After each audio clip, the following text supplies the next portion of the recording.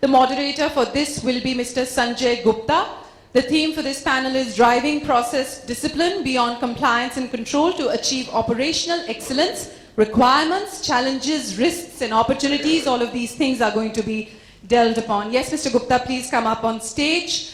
Mr. Gupta is the Chief Architect of Shared Services Forum. He's over 28 years of work experience in the fields of management, business process, finance, human resources, and has been part of Excel Service Holdings, American Express, Indian Oil Corporation, and Living Media. In his last role, he was the Global HR Head of Excel Service Holdings.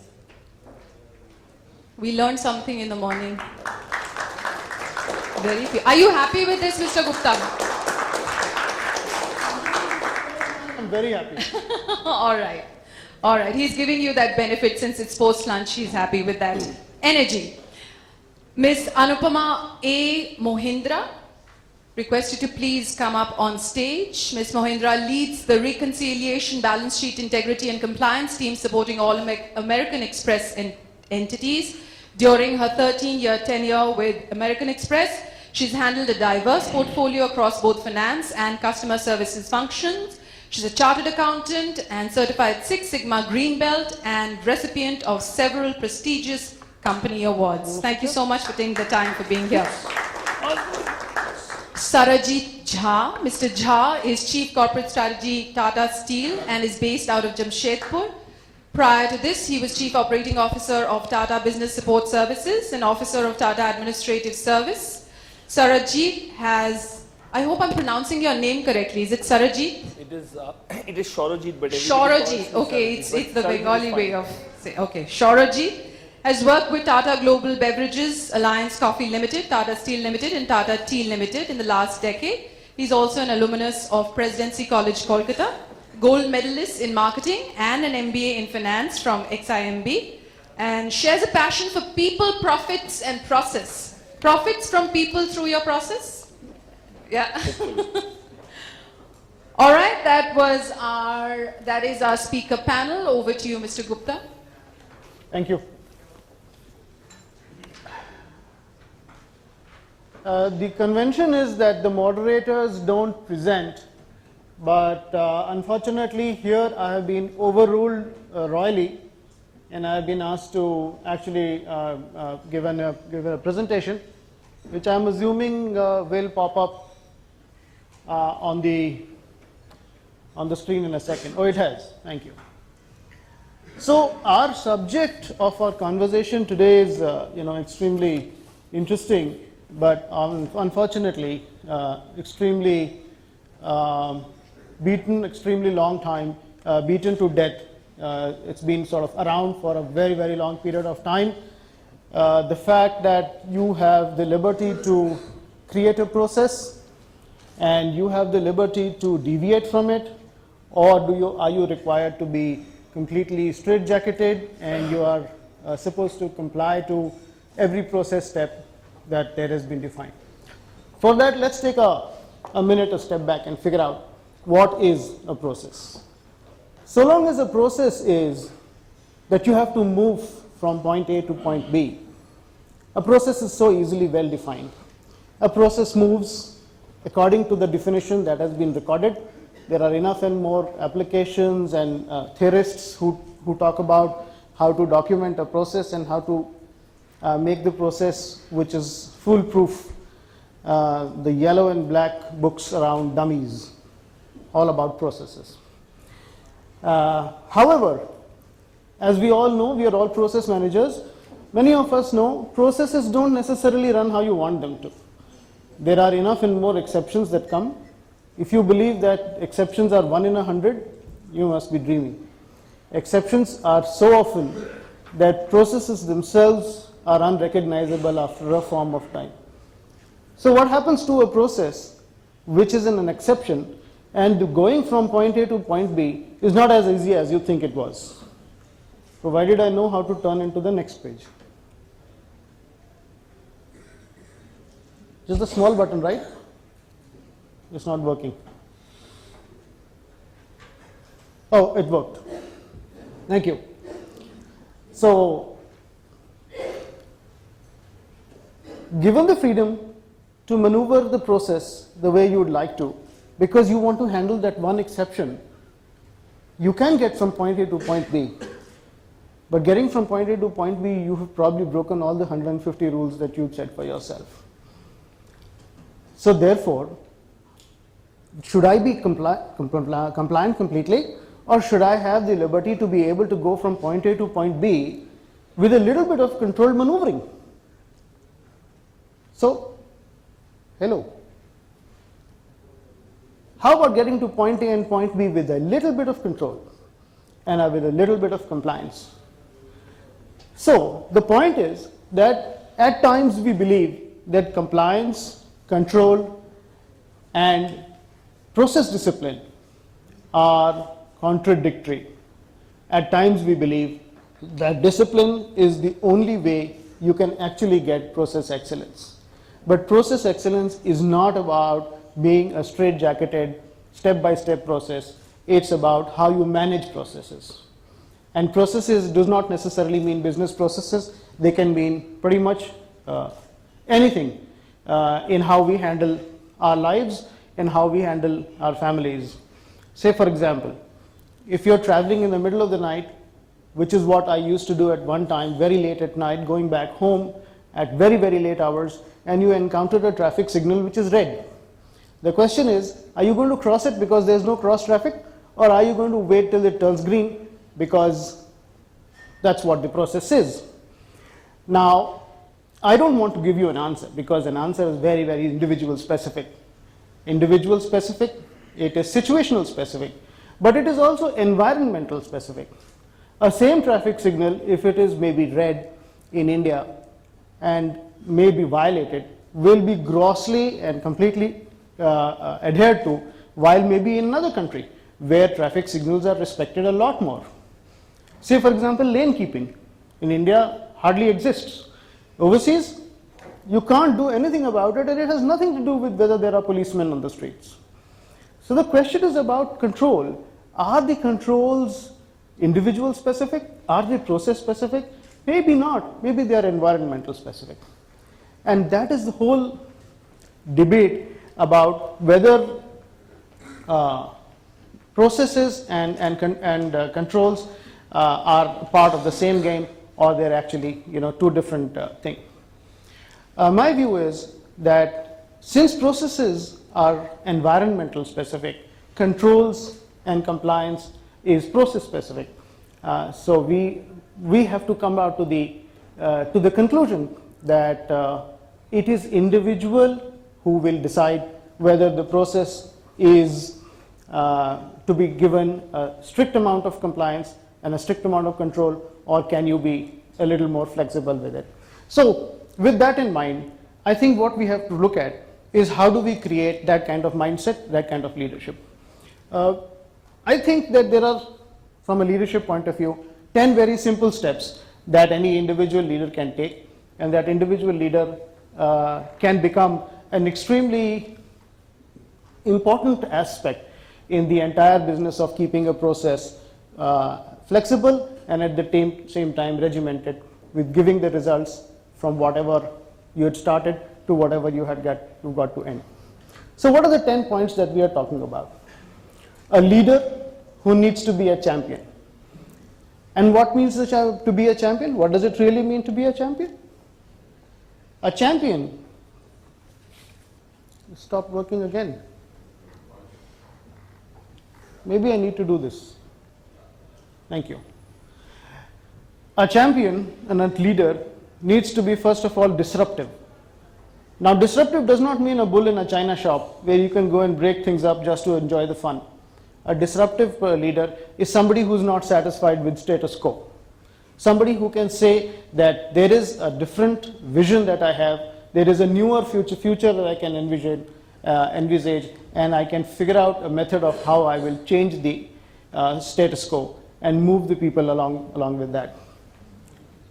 Needs to be an architect. Now, architect means he has to be an organization designer.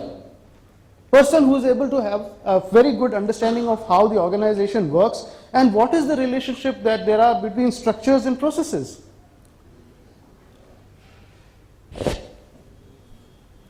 A leader needs to share and control simultaneously.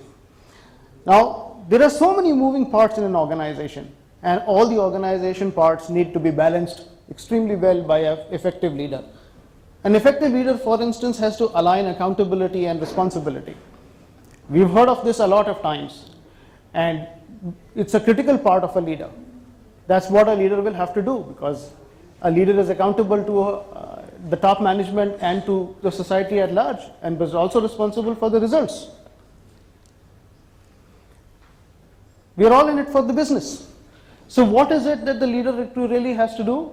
Is not only be able to manage the constituencies, not only the stakeholders, but also to be able to be an expert in the business. The business knowledge and the availability of an escalation point that he can create and a vast reservoir of knowledge is something which is extremely important. A leader also has to be a source, has to know the source of competitive advantage for the organization. So the knowledge acumen that this person must have has to be amongst the highest. Has to be charismatic. Now, charismatic means when you are talking about a change situation, which apparently in the modern world is now pretty much common and is omnipresent. That means there is always a change and there always will be a change. It is important for a leader to be really charismatic about how to persuade the world and the people around him on why the changes are important and how they're going to impact their lives. And needs to be convincing. Most often the changes we are talking about are very high level, deep-seated, deep-rooted changes which need to be okayed by either the board or the CIO or the CEO or the people who are in the power or the people who need to provide the funds. And this champion has to be convincing, and convincing enough to be able to manage the upper constituency, and therefore must have a very good understanding of the pressures that the higher management is actually facing, and should be aware of the pressures that work in the businesses around him and around the whole environment. That leader needs to be an orchestrator. An orchestrator means a person who is able to create inclusivity, a person who is able to work with diverse and different people and with different environments, and to be able to manage and balance them extremely effectively. Oops. Ambiguities are a part of life. Ambiguities are the ones which actually make changes the way they are, and therefore to be able to manage ambiguities is a very important feature for a leader. Business changes are uncertain, and to be able to have some form of realistic optimism is an extremely important feature that a champion leader must have. Also should be a minefield reader, should be able to feel the pulse of the organization, of the environment, and to be able to predict the future, should be able to see what's coming up in the next wave, and therefore should be able to prepare for the next wave up well in advance, so that it can be a foreseen change rather than an unseen change. This one's a little defective. And finally, has to be a people leader, which means that must understand the diversity of the teams that he's working with, must ensure that there is enough integration between the people and the business, has to be aware that the world today is a lot different from what it was yesterday, and knowledge is becoming an integral part of the people world, and has to therefore be improving upon increasing the level of skilling rather than merely the level of scaling. So we have talked about these 10 features that a champion must really have to be able to be an effective leader and manage the ambiguities and manage the situation around process and the control around processes. And that is why I think that it is about time that we should actually start changing the name of this leader from a champion to really a magician, because that's what you really need in today's world to be a leader. So that's my personal view on how leadership is the most important feature when we are talking about process management, when we're talking about change management, and when we are talking about how to balance the processes and how to ensure that compliance and controls are not given a miss when the process exceptions come to a reality. Now, let's see if we can get some more views on this one. And Anupma, do you want to share your views on this topic, please? You'll have to raise this thing up, it seems to me. Yeah. And I also realized that it's this button that works and not this one. So we'll figure it out as we go. But I think, Sanjay, thanks for the fantastic introduction to the topic. And I think after hearing all of this, it seems you've put a lot of burden on all our shoulders, because I think as leaders, if you are expected to do all of this, it's very, very onerous. And I think let's start with really, like you described, that, process discipline is all about everyone getting it right every time. I think that's what is excellence, and every one of us in the environment that we operate today, we are still striving to make sure that we continue to retain our space in the market, and we are market leaders, and we excel in everything that we do. It was very interesting when I was researching a little bit on this topic that Aristotle about 2000 years ago also talked about that we are what we repeatedly do, and that mantra is still holding good even in current environment. And that is something for all of us to think, that process discipline, like you said, has been the cornerstone of the industry, but it will continue to remain so. And I think the relevance of that is becoming even more important, and is becoming even more relevant by the day. So Sanjay, you talked about a lot of qualities and a lot of things that we are supposed to deliver, but I think on the real life scenario, if you really look at what's happening today in the environment, and if you look at it from a leadership perspective, you said that their leaders are expected to be magician, and there has to be really, they are the ones who have to really create a balance between becoming too rule-based and prescriptive, and thereby curbing the transformation and innovation spirit within their teams. So I think that's one critical aspect that leaders of today are facing, that how do they stay on the right side of the law, but at the same time they're keeping pace with the dynamic business environment, technology changing, the dynamics of the people changing. So I think it's very clear that some of the things which are important and critical are that how does a leader create a culture. I think it's all about building a culture where they're able to define very clearly the roles and responsibilities of every individual in the organization, and create a environment where everybody knows exactly what somebody is supposed to do, and there is no doubt in anybody's mind that what are some of the roles and responsibilities that each one is supposed to do in this entire chain of organization. BPN, shared services, all organizations, I think they are all, the very fundamental of their existence is that there is predictability in what they will deliver. So there is repeatability and reliability of performance, repeatability and reliability on their brand promise. And I think one of the most important elements of how do you deliver repeatable and reliable performance day in, day out is based on an infrastructure and a framework that you have of process discipline. And how well have you been able to imbibe that within your teams? How well have you been able to communicate the relevance and importance of process discipline in your organization? And what it also does that, if your basics are right and if your fundamentals and core is protected, I think it gives time for leadership and the people to then focus on the other aspects which are very critical, which is again transformation and innovation. Sanjay talked about control and compliance. The regulatory environment is becoming stricter by the day. I think there have been many situations in the recent past, where we've all witnessed that if there is really no room or there's no tolerance for any errors from any organizations, be it however small or large. And given that environment, I think it becomes even more difficult for leaders, because you said that in exception management, but here again, the play is that, to what level and what degree can you afford to make any errors or mistakes. Investment in talent, we again touched upon it that, if you look at our workforce today, it's all the Gen Y and the millennials, and they come with their own expectations. They are super ambitious. They want everything as of tomorrow. They want frequent moments of truth. They need to be pampered. They need to get, into a frame where, they feel that they are a part of the organization day in, day out.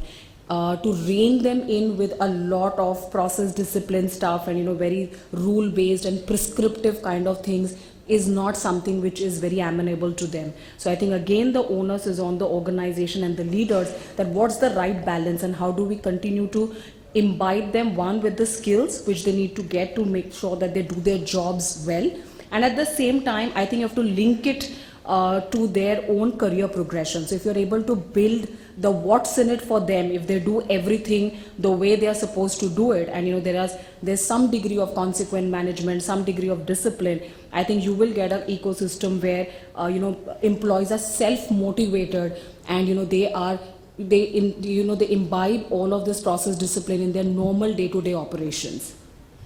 So I think knowing the relevance of process discipline, understanding it is very important. Describing the procedures, there are various forms, process charts, standard operating procedures. I think that is the easy part.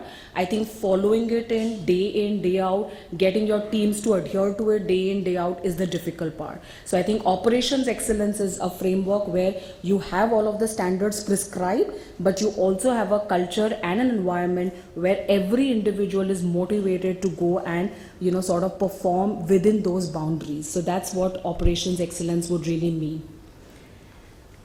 If you think about customers, I think all organizations, everybody is striving to create a differentiator, right? It's easy for everybody to copy the product, the cost differentiators started to vanish a lot more. And I think what customers are wanting and demanding, and we had some very good sessions in the morning where we talked a little bit about the customer experience. And I think what they really want is for you to deliver on your brand promise. And you can only deliver on your brand promise when you have an integrated system where everybody sort of takes every interaction with the card member or any of your customers in the same spirit. So every touch point that the customer has with your organization, they expect a quality of service to be delivered. And that consistency can come only when there is a structured way in which everybody is trained and follows the discipline of making sure that they do everything right. However, the customer needs are evolving. I think it is something they are becoming more demanding by the day and by the hour, and how we need to be, all organizations need to be again very flexible, and they need to be nimble to be able to adapt very quickly to all of these changes. And for making that happen, I think again the core and the foundation is that you need to have your basic processes in place, and then you are at a inflection point where you can start looking at more transformational stuff. Again, process discipline I think has a limitation. I think process discipline is associated largely with being more transactional. So if you have every transaction is handled well, handled the right way. But I think what customers and what businesses are realizing by the hour is that you need to build a relationship with your card members and with your customers. So there has to be an emotional connect, and if you take each transaction purely as a transaction, just follow the rule-based stuff which is taught to you, you will probably not find customers to be your brand ambassadors. So I think the science of process discipline is now more evolving towards becoming an art where you do the basics, but I think then you also superimpose and overlay that with a lot more of your customer centricity and the approach that your organization has. Innovation is here to stay. I think if companies and organizations don't innovate, will go out of business. And somebody talked about, look at the technology, it's so disruptive. But again, the foundation is that, you have to have a very stable environment. You have to have something which is a strong foundation on which to build. So if you think about the latest technology trends on process automation and robotics, the core foundation of a robotics, while the process is very simple, but I think it is the foundation is that you have a standard process which exists today, which you can convert into a robotized, and a robot can do it 24/7. And you cannot deploy any or you cannot leverage any of these technology improvements and capabilities unless and until you have your core taken care of. So I think, again, operational excellence, something which we talked about, and then if you have your sound business strategy, is one way in which you can continue to lead the market in the environment in that you operate.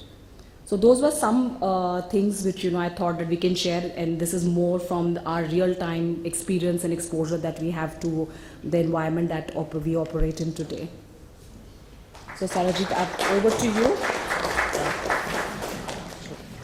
Yeah, thanks, Anupma. I think that's fantastic. I have a couple of questions which I'll follow-up questions I promised to ask.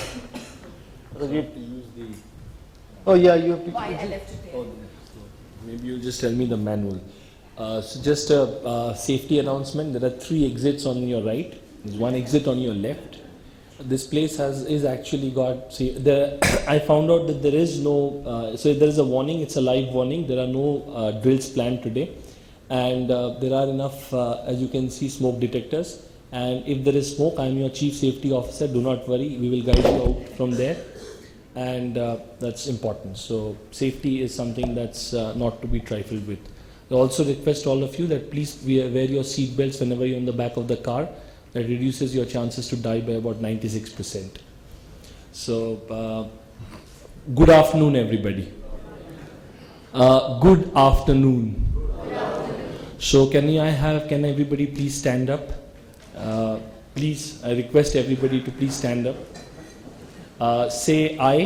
This is the oath of the presenter. Say I. Your name, please. Good. Do not hold the presenter responsible for the views that he expresses. What I choose to learn is completely I am accountable. Thank you.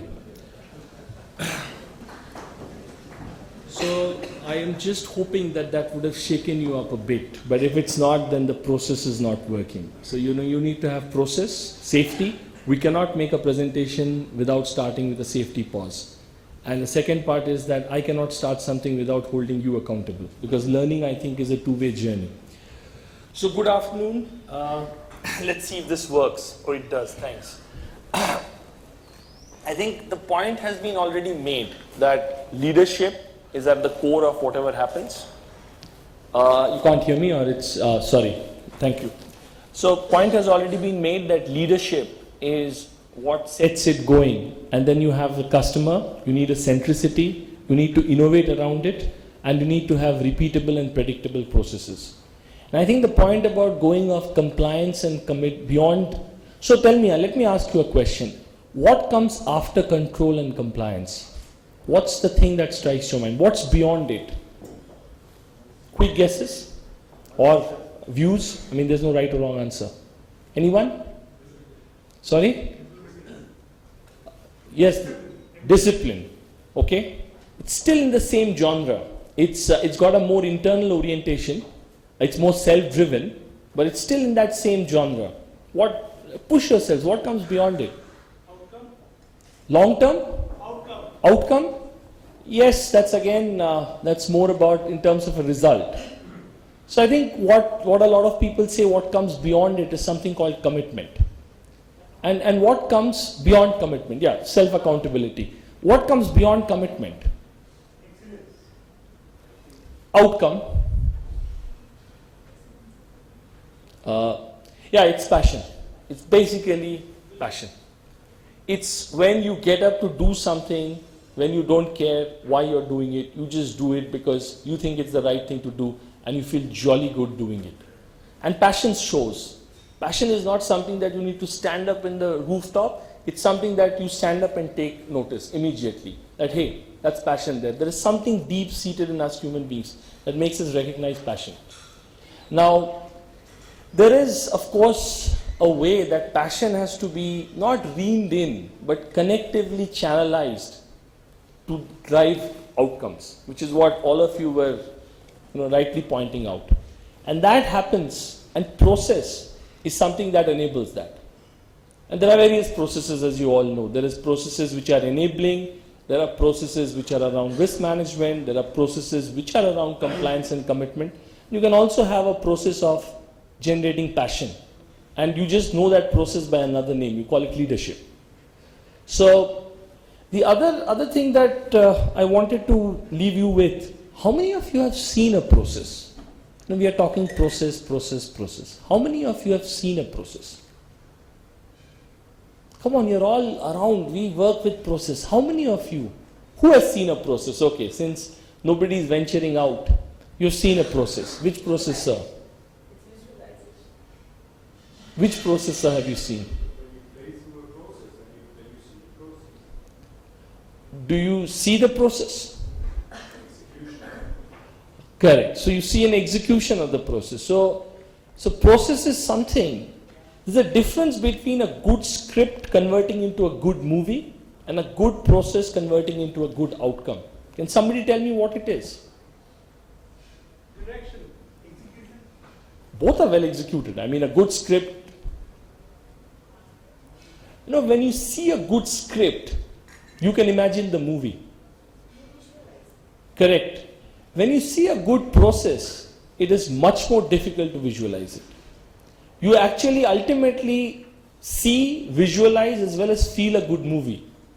But you are restricted in only feeling a good process. You can see it in dashboards, sure. You can see it in terms of the metrics, sure. You can see it in terms of the outcomes that you drive, sure. But there's just that something missing. And that something is the leadership and the passion element that, in a way, my colleagues were kind of alluding to for a while, and rightly so. So I've tried to create a framework for, what's there in a process, because we are talking about shared services. So sorry, can I point this? Does it go somewhere? No, You're supposed to actually, I guess, point towards that direction. Oh, That's why it works. fair enough. So there is a provider layer which has process sitting at the heart. It connects to three things. It drives people, it enables people, it manages productivity, and profit is an outcome. But I think a lot of us have this thing about going for profits and then not making it. And often the reason is very clear. You didn't have the right starting point, so you didn't end up in the right ending point. That's what happens. It's like Alice in Wonderland, Then there is an interaction layer. And I think if you're not going to do something with trust, clarity, and mutual respect, you might as well not do it. And that's where the respect, the responsiveness, and the responsibility in the interaction layer comes up, and it's both ways. And finally, there's a customer layer, and it's already been talked about that you need rapidity because that's where the world is moving. You need returns because without returns you can't justify anything. There are stakeholders to be answered to. You need retention because if it's not a long-term relationship and a win-win relationship, it's not going to sustain. Finally, you need real-time engagement. It has to be two-way, real-time connected. The moment something disconnects, you lost the plot. There's a way to do this, and I kind of throw this challenge to you, all of you. In the next 30 days, every day that you get up in the morning, try to do this. It can be a good starting point. Say that I'm going to eliminate something today. I'm not going to do something that I continue to do. Say that I'm going to simplify something that I feel is too complicated. After you have done those two things, say that I'm going to integrate two activities. For example, when I say integrate two activities, you could have two conflicting goals. Your wife may want to talk to you and you may like walking. The very simple answer is that why don't you go walking with your wife? Or your spouse. So that's kind of the way. And finally, automate something. Automation should be the last layer. I see time and again people often start with automation as the end objective. Automation is what you do to simplify after what remains. Because if you don't follow it in this order, you run a risk. If you simplify without eliminating, then you still have things that you shouldn't have. You're just doing them a little simpler, but you shouldn't be doing them in the first place. If you integrate without simplifying and eliminating, you are making your life very, very, very complex. And finally, if you automate without eliminating, simplifying and integrating, you're just growing with the problem. You're actually making the service provider or anybody else a lot richer because you're creating far more problems than you're solving. And all of this will give you shareable gains, and shareable gains lead to sustainability. So, this is, those of you who have been in Tata BSS are probably sick of seeing this slide, but this was like, I had to present it. This is like have slide, will present. So bear with me. But the two broad points of this is that everything should start with the right design and everything should end in creating delight. Otherwise, the whole intermediate part should go through the ESI cycle that we just kind of saw in the last slide. And life is getting tougher, it's not getting any easier. You need to have frugal thinking. You need to be very clear what you are wanting to do. You need to have a destination, which could be anything. As you can see, you can apply the principles to anywhere. You need to have a dashboard. Now, how many of you wear things like this, wearables? Show of hands. Any of you? Oh, there. Two. Any? Why do you do it? What's the basic theory of this wearing a stupid band and roaming around? And anybody? Monitor activity. Why? Sorry? To measure. Why? What? Where what? Why?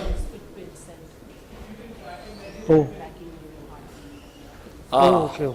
So in order to improve anything, you need to measure. So we are all very clear on that. There's another part to this, which is absolutely correct. The other part to this is that if you know again, if you're measuring against the goals, then you know in your entire metabolism, a lot of good things happen, endomorphins come up, and you all feel happy, and then you're more motivated to go about it. It's like a self-generating drug in your bloodstream. So I think that's delivery. I think this is what Mr. Chandrasekharan of TCS highlights, and he's absolutely correct. The say-to-do ratio in anything has to be 1. I cannot be saying something and doing something else and then expecting the world to follow me. I cannot. Commitment is what it is, a commitment. You breach it once, it's like you've breached it forever. And that cannot happen unless you have an underlying process which is repeatable and scalable. And finally, of course, delight, we all know, I'll not dwell too much on it. Then there is that, so we have learned kind of one framework, a couple of principles, and then I kind of go into deep dive into another principle, which is very simple principle, the Alice in Wonderland principle. Everything that we do has to start with a business problem. Whatever you are doing has to start with a business problem. So what's common to Kodak, Nokia telephone company, BlackBerry? What's common to these names? Sorry? Oh, well, getting is a nice word. I like the verb around it. And they're not the only guys, people. I mean, I can name the steel industry in its entirety, the one I represent, is facing similar challenges. We owe the country 300,000 crores, and if the steel industry in the country goes down, it's not a steel problem, it's a banking problem. All of you will face it, because if you got bank stocks and all, you'll know what NPAs are, and you'll learn that the hard way. But coming back to the topic at hand, what do you think happened? Were these organizations not smart? Did they not have smart people? Did they not have systems and processes? Did they not have customers who would swear by them? Did they not have leadership? Did they not have passion? What do you think happened?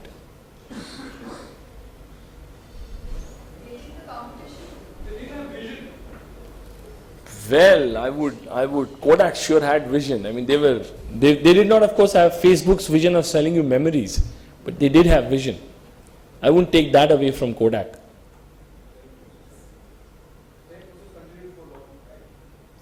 Very good. No. Stay to that one. That's more generic, what the gentleman said.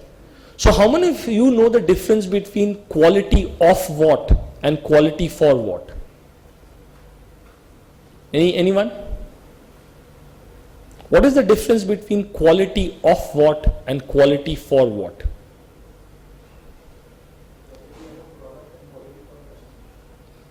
Very close. I think we can live with that definition for the moment. So very simply, this concept, yeah? Saying that they are stick to the objective. It's Does the quality of or for? For. And quality of what? Of is what you are offering, so you are able to relate and make it quality to what is current expectation. Well, very, I think, no wonder you're all from the process industry. So very accurate. Actually, this was a concept which is to say that, the best type, Remington, they made typewriters. Did they make bad typewriters? Absolutely not. They made jolly good typewriters. Did they not have quality control? They had quality control. But the best typewriter in the world could not compete with the worst electronic typewriter. The worst electronic typewriter in the world could not compete with the worst word processor, the best electronic typewriter. The best word processor in the world could not compete with the most elementary tablet, and the best tablet is struggling to compete with the smartphones of tomorrow. So you have organizations which are focused on quality, absolutely ruthless. DMIAC, define, measure, analyze, implement, control. Six Sigma, designed for Six Sigma. Total operational, we had total operational performance, theory of constraints, Tata Business Excellence Model. So I think every organization has got tremendous amount of quality processes. 99.99% of your quality budgets are spent on protecting today and increasing the quality of what? And then we say, why don't we innovate? You are devoting only 0.01% of your budget onto increasing the quality for what, which is moving with the customer's preferences. So that's another reason why people fail. And finally, this part of the program was brought to you by Tata Steel, but I couldn't, I had nothing to do with this journey because I just joined Tata Steel about 8-9 months back. So I can safely say that I'm as much of an observer to this journey as you are. But I don't know if you know, but Tata Steel is the only company outside of Japan to ever win the Grand Deming Award. So IBM, Xerox, Microsoft, Google, none of them have won the Grand Deming Award. Only Japanese company win it. Tata Steel was given a special because of the processes. And if you see Tata Steel's journey, you'll realize that in spite of being a steel company, this company has always kind of gone through this journey and migrated with the times. Thrice it faced near-death events. It has faced near-death 3 times. And every time it came out, basis agility, process discipline. You can't start anything in the company without a management system chart. But we kind of say that the management system chart, which is a Deming principle, is actually something that enables you to do something. And I think I'll just dwell on this point for a minute. A process actually allows you to do things better and faster. Because a process has a defined supplier, it has an input, there is a process, a black box, there is an output and a customer. Of course, I don't like this one, I like Copis much better, which is you start with a customer, then you have an output, then you work in the process. So I just thought that this is something for all of us to think. So quickly re-summarizing, couple of points that I want you to take away and mull. One, can you use, eliminate, simplify, integrate and automate in your own lives, in your own work spheres, and see that you can get to the next level? Can you look at building teams with passion and commitment beyond control and compliance? Can you look at always starting with the business problem and not starting anything unless you're clear what the business problem is and what's the KPIs that you're trying to drive? And finally, are you willing to stay the course for 20, 30, in this case 110 years, to actually use process discipline to go to the next level? Thank you.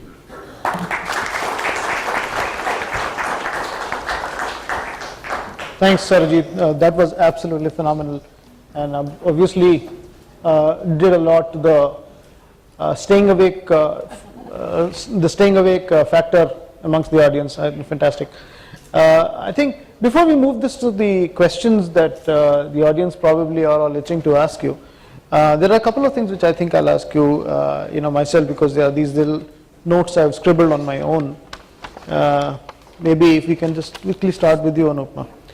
So, for example, one of the things that I really saw on your presentation was, I don't know if you all remember, there was these 2 equations that you had presented, and they were wonderful equations which forced me to write them down. You said effective process plus culture of discipline is operational excellence, and then you added to it and you said operational excellence plus sound strategy is leading performance. So actually, what you're, I mean, do you look at these two as two different kind of a, you know, activity? Because you're saying the process needs to be effective, and you're saying that there has to be a culture of discipline into it, and then on top of all of that, there has to be a framework of strategy, and that's what will lead to. So I mean, I'm just trying to wonder why you did not make this into one simplistic kind of a equation rather than create this into, you know, two little things saying, are they all separate? Because you really can't separate them, can you? Can't. So you are absolutely right. I think they are a part of the overall equation for any organization. And I think the only reason why I split it up, because I wanted to hone in on the point of the criticality of operations excellence. And once you have that, and you have a sound business strategy, is when you can really look at being successful. So it is part of the same equation, but I just broke it up so that, you know, it registers into the mind that, you know, what is the critical element of operations excellence. Right. Absolutely. And so, no, I understand that quite clearly. The question that, you know, relates from that, actually emanates from that also, is about how would you percolate that amongst the various teams that actually are, you know, on the execution shop floor. Say for example, while you're talking strategy, while you're talking, you know, culture of discipline is not something that you tout about. I mean, it's something that is prevalent, you define it, you design it, etc., etc. Effective processes are something that, you know, you obviously write about it and you get people to follow it. So, the question that I have has, strategy is fine, discipline is fine, and in itself the process definition is fine, the process, the way it has been described is fine. But one, I find very low following of it all the time. As I said, my belief is exceptions are not as exceptional as they are touted to be. They happen very often, and operational excellence is not very well followed. Maybe it is something to do with passion, as we will come to that in a minute. But the question is, how will you ensure that the whole world around you follows and understands this? Absolutely. So I think, Sanjay, it's always a journey. So I don't think that any organization can at any point in time say that, you know, we have reached nirvana, and today the processes that we have and That's the framework that we have will make sure that there is no errors tomorrow. So it is a journey that we are all evolving to. And I think some of the elements which help us go there are, one, the whole environment of training. So, you know, when you get a team in to the organization, for instance, I think what is your, you know, the way you train people and you give them the relevance and the importance of adhering to a particular process. So that's the starting point. Then you have measures in between. How do you track and monitor? We always have post facto audits, samples, etc., which keep happening, which make sure that you know, people are on track. But I think the different thing that has happened for us, and we've learned it a little late in the day, is that, you know, you have to make it everybody's responsibility and everybody should own up to it. And the way to do that is that, you know, either you can incentivize people, so, you know, the BAU and the core becomes the most monotonous, most boring thing. So how do you create and, you know, create an incentive around it? Is something which we have learned. So, you know, you can probably give multiplier of incentives, like sales incentives. When you achieve the targets, you get certain percentages, right? If you are 100% on, say, control and compliance for the year, what's the multiplier of incentive that you can give to the floor? So it becomes a kind of a motivation. Like a financial The incentive. financial implication. Plus the recognition. So I think, you know, for instance, we have in American Express and in many organizations that I've worked with earlier, there are some categories of specific awards on excellence, you know, consistent excellence year on year. So, you know, those are the things which motivate people, because those are viewed as very, very prestigious when you look at it from an organization perspective. And it's that top-down approach, you know, what is the relevance, how much are senior leaders involved in this entire program, so as to say. No, absolutely, you know, that's really absolutely right. In addition to the financial incentives that you were talking about, at least my experience has been that, you know, financial incentives by themselves are very limiting, and they have a very, very short duration of association, if I may use that word. So My experience has been that incentives, which non-financial, of course, we can get into all of those at some other stage. They have a very long-lasting permanence kind of a impact within the organization. So, but anyhow, thanks, wonderful. Sarojit, just a very quick one for you. I love this simplicity. Do you eliminate, simplify, assimilate, add to integrate. I'm sorry, I wrote this down after you'd flipped the slide, so whatever I could remember. Integrate and automate. And I also remember that you had this 25% like equally distributed between this. Is there a reason why you had this 25, 25, 25? And do you believe that the importance or impact of every one of them is pretty much the same? No, it's so there's a theory behind it, and I don't remember who came up with it. Achha. So for the time being, let's assume it's me. That the one shifts, it's typically you don't know the weightages in a process, so 25% is as good as to start with. But look at the final impact. 25% you have eliminated, so only 75% of the activities remain. Another 25% you have actually simplified, which means that 25% has reduced, right? After that, you've integrated a number of activities, so that could net off plus and minus. Some would get a little simplified, some would get a more complex because sub-process activities would come. And then you will balance 25%, you will again automate. So actually you are left with definitely a quotient of less than 50% of what you started out with. So if not anything else, you're 2x faster and 2x better and 2x fitter than where you were. So that's the kind of, somebody gave some thought to this, it was not me. No, it's a wonderful law of averages, though I'm still reeling with the arithmetic around it, but yeah, I guess this is great. So I guess we still have maybe 10, 12 odd minutes before I can, I can obviously go ahead and we can keep having conversations, but anybody in the team out here, in the panel, the delegates, anyone have any questions? The rules are no questions to me because I'm the moderator and I have this halo. All questions to the other two, between Sarojit and Anupma. So you're not a moderate moderator. Very moderate, absolutely, I totally agree with you. I know I was coerced to do that by our common friend Ravi, and last night he told me at about, actually today morning at about 2, that the presentation has to be, the moderation has to be followed with the presentation. And so, you can't argue with some people in the world, just can't.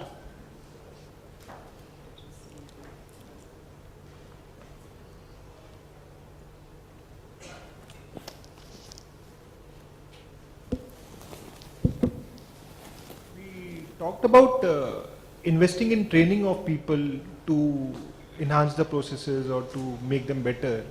But the real situation in most of the organization remains that placement happens on need basis.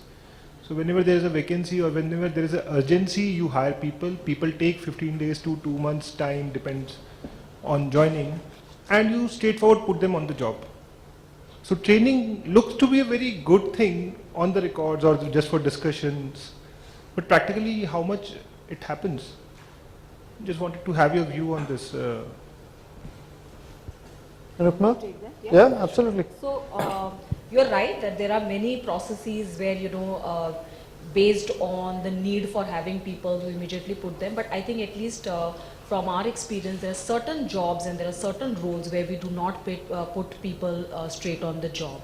So there is a 4 weeks to a 6 weeks training, and then there's an on-the-job training period, which is for them to get onto the learning curve for under 6 to 8 weeks. So we are well aware that there are certain roles in our organization where you will not put freshers on, especially when they're dealing directly with the customers. So because of that limitation, we do hire in advance, and we do have numbers which you fill up and you keep a kind of a bench strength available. There are many other roles where, looking at the complexity, looking at the level of evolution and the kind of rule-based jobs that they are there, we do have situations where we put people straight on and then the training follows later. Or it is, a 4-hour training and a 4-hour on-the-job kind of a construct. But in our mind and in our organization, we have clearly created these, kind of silos, that which are the ones where we can entertain this option, and where is it that it's non-negotiable, that people have to be trained and certified before they can be on the floor.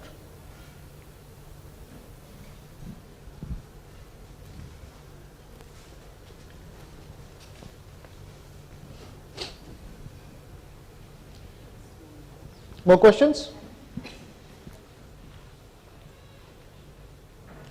I have one for Sarojit. I'm sorry, just a quick one. So, when you're talking about an organization which is as large and as basic and core as infrastructure companies like yourself, for instance, which is in manufacturing of steel, that's really a core industry that you're talking about. Now here the attention of the organization is so much focused on the business and the outcome. Also it has a very, very large national level impact. It has a very large social impact.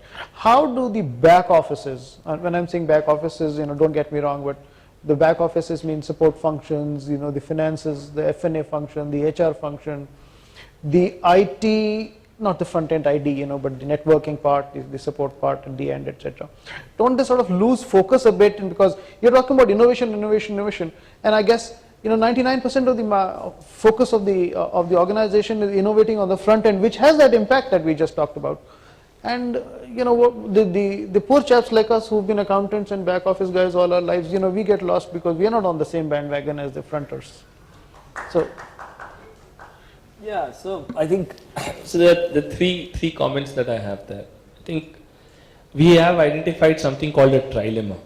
So you have these raw materials which are coming in large measures. I mean, unbelievable quantities of raw materials. 40 million tons of raw materials coming into a city of Jamshedpur. It's not funny. But the composition varies, the kind of things in it varies, etc. You have 15,000 SKUs that we are shipping out to customers every day. So we're shipping out 10,000 tons of steel across 15,000 SKUs every day to customers. And you have an entire process in the middle that needs to make sure, now those 15,000 products are pretty high tech, pretty customized, and there is zero tolerance. I mean, just imagine you ask me for a 10 mm rebar and I supply you 9.78. You're going to have a heart attack, your architect is going to have a heart attack, and maybe we will be out of business. But I cannot say that, look, those mines, they have ferrous content which is 63 to 58, alumina ash came up more, and so I gave you the right tolerance, but by the way, what's inside it has got slightly more silicon, you can live with it, but some earthquake comes, I won't be here to give you a safety warning. So, that kind of thing, so that's a trilemma, and we solve this trilemma every day. The way we do this trilemma every day is through a process of continuous improvement, because there are our friends in China who are there to give steel almost free. So how do we stay here? The government is very clear that I'm going to build India and I'm not going to build you. You fend for yourself, you get more competitive. Now I'm the lowest cost producer of steel in the world, how much more competitive do I get? At the same time, we are the Tatas, we are very clear that we are not going to lay off any people, and we are a zero separation company. I mean, whoever has separated from Tata Steel have been given salary till the end of the retirement period. Sometimes you wonder maybe we should also retire. But so in that construct, the only thing that matters is three things. Leadership, which tells everybody. So HR has a big task to do. How do I keep my productivity high while having all those constraints? Automation has a big task to do. How do I deliver on my trilemma? Day in, day out. And this trilemma is, by the way, there are enough and more. This is like a walk in the park. In a steel plant, safety is not assured. So, debt and steel plants or any large process industries, for example, we are told in the lab, be careful. In the steel plant, more dangerous processes are scaled up, and that's what you do. So, you have a complete different set of things. And so that's the other part. As far as the accounting is concerned, that takes a completely different dimension. You're running a town, you're running an engineering services, you're running power plants, you're running marketing services. We do something called Innovent, where we are trying to be like Google. Of course, we are not there, but at least we want to believe that we are trying. So, you have all these things. So how do you account for it? How do you make sure that the right amount of resources are deployed to it? How do you make sure that you continue to run? So everybody has enough and more challenges. And I don't think anybody in Tata Steel today feels that they don't have enough work. I think everybody feels that we are on fire, but like this is the fourth time we have to come out from life-threatening situations, and I think that makes it very exciting. And there's a lot of energy in the organization, and yeah, hopefully we'll tide over this, and I'll be able to attend another forum like this later. Yeah, fantastic. I think, you're talking a lot about inclusiveness really, and the fact that no single individual is allowed to think in a siloed fashion to say, I'm an accounting guy and therefore my job being to be able to report well, and that's where my limits end. Basically I think organizations will create framework where pretty much everybody, being an accountant, back office, front end, welder, or whosoever is on the shop floor, and major shop floors your teams of course have, to be feeling like a part of a larger family and therefore being involved in the whole process and being able to feel the contribution that they make towards, the ultimate goal, which is producing steel for development towards Can I the. make just one point? Absolutely, do I that. think one other thought, that the challenge and the thought. So the thought is that we run 60,000 process improvement teams every year. Oh my God. So we are like a process improvement running company. But what it does is, our strength in continuous improvement makes us a less innovative company. And this is, I think, a thought that I want to leave up with. The big challenge is, continuous improvement is run on three principles: predictability, repeatability, accountability. Innovation by definition is uncertain outcomes and not done here. So the entire Tata Steel, the moment anybody in Tata Steel sees something, he will start improving it. Oh, there is this bottle, why is it full? Maybe I can put a little bit more, there is waste. People maybe don't need so much water, why do I have plastic? So they are continuously. But that other part of it, saying that maybe human beings don't need to drink, is not something that can ever come, because you have this entire sustenance capex to run the plant. You have these plants, they're not going to go away, and you are a process industry. If you stop production, you're dead. So that's the dilemma that is very, very difficult to kind of, and we know more than anyone else that we do need to innovate. Yeah. No, thanks. Absolutely. Great perspectives over here. Thanks. I think in the interest of time, the time's just flashing up saying it's done. So By 5 seconds. we are up by 5 seconds. Thank you very much, Sarajit and Anupama. It has been a real pleasure. And we'll move to the next Thank you, session. Sanjay. Thank you, Shorajit, Anupama.